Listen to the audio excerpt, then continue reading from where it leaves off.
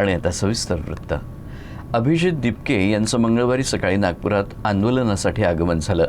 दरम्यान शिक्षणाशी संबंधित विविध स्पर्धा परीक्षातील कथित गैरव्यवहार आणि केंद्रीय शिक्षण मंत्री धर्मेंद्र प्रधान यांच्या राजीनाम्याच्या मागणीवरून सुरू असलेल्या आंदोलनादरम्यान झालेल्या हल्ल्यानंतर त्यांनी आपली भूमिका स्पष्ट केली।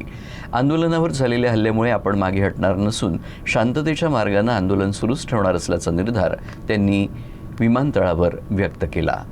एक स्ट्रॅटेजी आहे आम्हाला घाबरवण्याची, धमकवण्याची आणि मेन मुद्द्यापासून भटकवण्याची। तर मला वाटतं अशा हल्ल्यावर मी काही बोललो नाही पाहिजे, कारण की आम्ही आमच्या मुद्द्यावरून भटकणार नाहीये। तुम्ही आमच्यावर किती हल्ले करा, तुम्ही आमच्यावर किती हात उचला, आम्ही आमचा हात उचलणार नाहीये।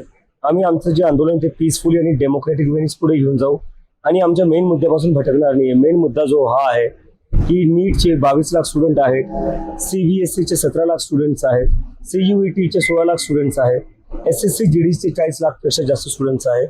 अशा 1 करोडपेक्षा जास्त स्टुडंट सोबत कुठे ना कुठे अन्याय झालेला आहे आणि त्याची जिम्मेदारी कुठे ना कुठे धर्मेंद्र प्रधान यांना घ्यावं लागेल। तुम्ही आमच्यावर किती हमले करा, तुम्ही आमच्यावर कितीही अटॅक करा, आम्ही राजीनामा त्यांचा मागूच आणि आम्ही मागे सरकणार नाही जोपर्यंत आम्हाला राजीनामा